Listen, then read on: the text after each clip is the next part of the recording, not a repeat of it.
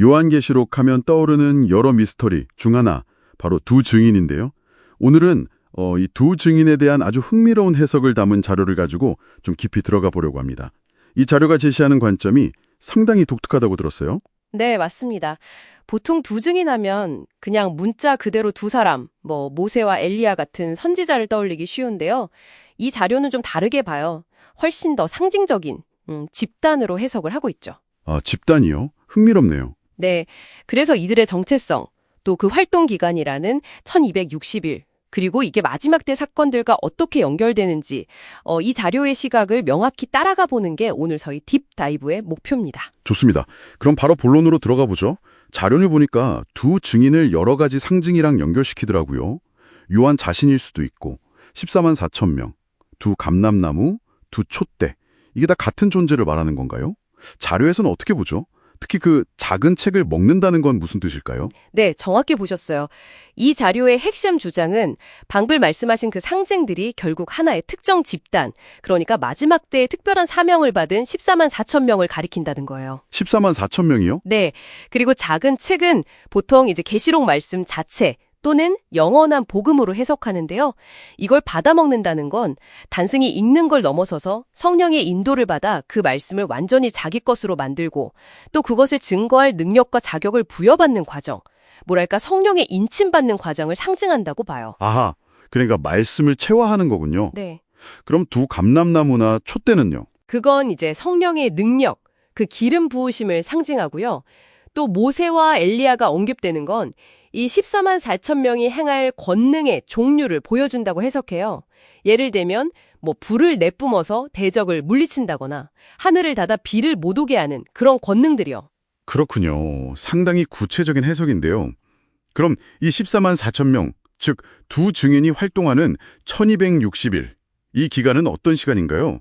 자료에서 성도 대환난이라고 하던데 이게 좀 중요해 보여요. 네, 아주 중요하게 다루죠.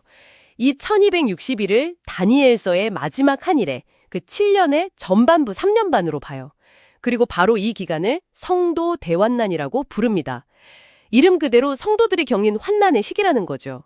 성도들이 겪는 환난이요? 네. 근데 이 기간의 특징은 좀 이중적이라는 거예요. 한편에서는 이 두 증인, 즉 14만 4천 명이 굵은 베옷을 입고 회개를 촉구하고 영원한 복음을 선포해요. 하나님만 경배하고 짐승에게 경배하면 안 된다는 그 메시지죠. 그리고 동시에 요한계시록에 나오는 여자, 즉 참교회는 광야 같은 예비처에서 보호받고 양육받는다고 하고요. 아, 보호받는 측면도 있군요. 그런데 환난이라고 했잖아요. 그럼 박해도 있다는 건가요? 그렇죠. 보호와 박해가 공존하는 시기예요.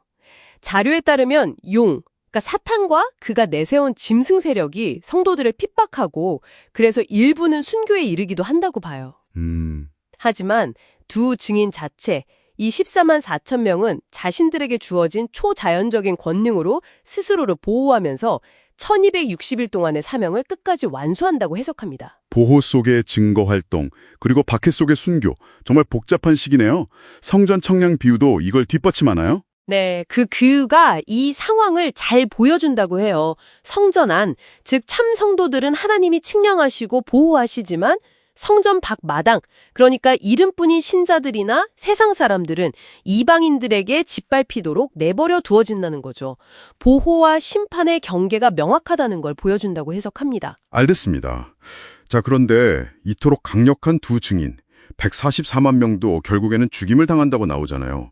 2160일 사역이 끝나면요. 네, 맞아요. 무적행에서 올라온 짐승에게 패배하고 죽었다가 사흘 반 뒤에 부활해서 하늘로 올라간다. 이건 정말 극적인데 이 죽음과 부활은 어떤 의미로 해석해야 할까요? 자료에서는요? 그 지점이 이 자료 해석의 또 다른 하이라이트인데요. 그들의 죽음은 결코 실패나 패배가 아니라고 봐요. 1260일 동안의 증거 사명을 다 마쳤기 때문에 이제 하나님께서 허용하신 죽음이라는 거죠. 사명의 완수로서의 죽음. 아, 사명 완수. 네. 그리고 사흘 반 뒤에 부활과 승천은 그들의 증거가 정말 하나님의 권능 아래에 있었음을 온 세상에, 특히 그들을 조롱했던 세상에 증명하는 사건이라고 봐요.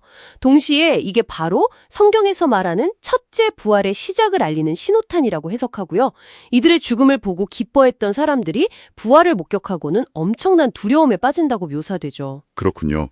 죽음조차도 하나님의 계획 안에 있는 오히려 그들의 증언을 더 강력하게 만드는 장치라는 거네요. 네, 그렇게 보는 거죠. 그럼 이 두 증인이 부활하고 승천한 이후에는 어떻게 되나요? 땅의 상황은요? 이들의 승천, 즉 첫째 부활은 아주 중요한 전환점이에요. 이 사건을 기점으로 계시록의 6번째 나팔 재앙, 다른 말로 둘째 화가 끝나고 마지막 7번째 나팔, 즉 셋째 화가 시작된다고 봐요. 그리고 가장 중요한 포인트는 이 시점부터 땅에는 더 이상 성도, 그러니까 14만 4천 명을 포함한 하나님의 백성이 남아있지 않다고 해석한다는 점이에요. 네, 성도들이 다 사라진다고요? 네. 자료에 따르면 모두 부활하고 승천해서 하늘로 올라갔다는 거죠. 아, 그럼 남은 기간, 그러니까 마지막 한 일의 후반부 3년 반은 완전히 성격이 달라지는 거네요? 정확합니다. 그래서 이 자료는 앞선 1260일을 성도 대환란이라고 불렀다면 이 남은 후반기 3년 반을 짐승 대환란이라고 명확하게 구분해요. 짐승 대환란. 네. 이때는 땅에 남은 사람들, 구체적으로는 짐승에게 경배하고 그의 표를 받은 악인들에게 하나님의 진노, 즉 7대접 재앙이 쏟아지는 시간이라고 설명합니다. 아주 중요한 건 성도들은 이미 하늘에 있기 때문에 이 끔찍한 7대접 재앙은 전혀 겪지 않는다는 점을 이 자료는 굉장히 강조하고 있어요. 와, 이거 정말 중요한 구분점이네요. 그러니까 환란이 두 종류가 있고 성도들이 겪는 환란과 악인들이 겪는 환란은 시기적으로 분리된다는 해석인 거군요. 네, 맞습니다. 그게 이 자료가 제시하는 요한계시록 해석의 핵심적인 틀 중 하나예요. 자, 그럼 오늘 내용을 한번 정리해 볼까요? 당신이 공유해주신 자료에 따르면 두 증인은 특정 두 사람이 아니라 하나님의 인침을 받은 14만 4천 명의 성도 전체를 상징하고 그렇죠. 이들이 활동하는 1260일 동안은 성도 대환란 기간으로 증거활동과 보호, 그리고 박해와 순교가 공존하는 시간이고 네. 이들의 사명이 끝나고 부활 승천한 이후, 즉 첫째 부활 이후에는 땅에 남은 악인들, 짐승을 따른 자들에게만 하나님의 진노인 짐승 대환란, 즉 7대접 재앙이 임한다. 그래서 성도들은 이 마지막 재앙은 겪지 않는다. 이런 흐름이군요. 네, 핵심 내용을 정확하게 요약해 주셨습니다. 이 해석의 가장 큰 특징이자 어쩌면 논쟁적일 수 있는 부분이 바로 그 환란의 이중구조, 그리고 성도들이 마지막 재앙을 피한다는 그 설명에 있죠.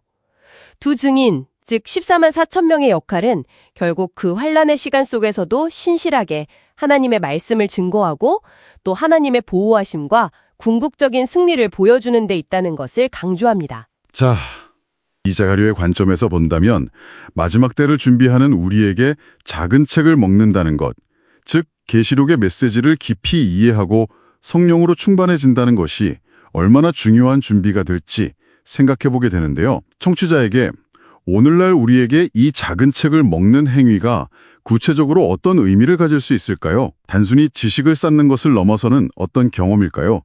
이 질문을 각자 한번 곱씹어 보시는 것도 흥미로운 시간이 될 것 같습니다. 오늘 딥다이브는 여기까지입니다. 다음 시간에 또 다른 흥미로운 주제로 찾아뵙겠습니다.